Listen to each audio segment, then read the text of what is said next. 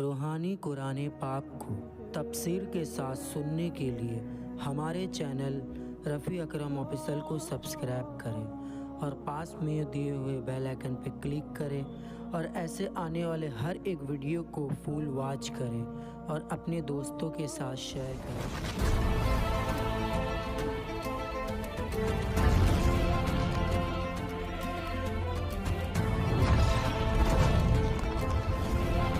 أعوذ بالله من الشیطان الرجیم، پناہ مانگتا ہوں میں اللہ کی شیطان مردود سے۔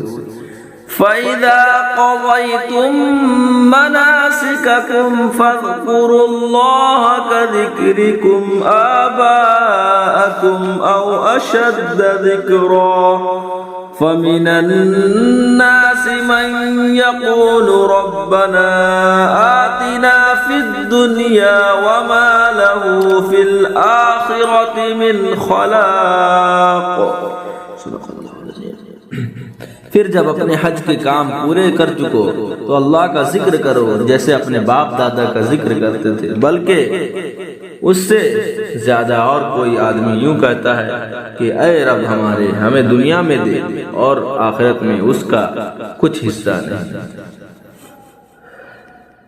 طریق حج کا مختصر بیان یہ ہے کہ حاجی 8 ذی الحجہ کی صبح کو مکہ مکرمہ سے مینا کی طرف روانہ ہو، وہاں عرفہ یعنی 9 ذی الحجہ فجر کی فجر تک ٹھہرے، اسی روز مینا سے عرفات آئے، بعد زوال امام 2 خطبے پڑھے۔ یہاں حاجی ظہر و عصر کی نماز امام کے ساتھ ظہر کے وقت میں جمع کر کے پڑھے۔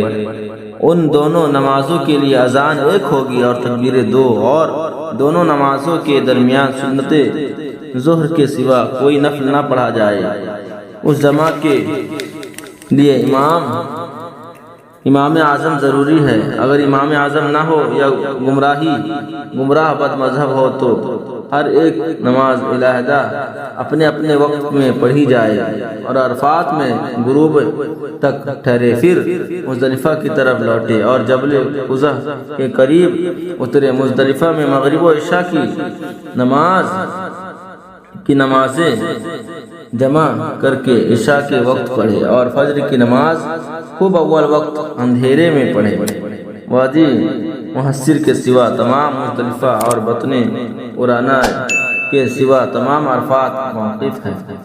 صدق اللہ العظیم۔ ہماری طرف سے رمضان کے پاک مہینہ مبارک ہو۔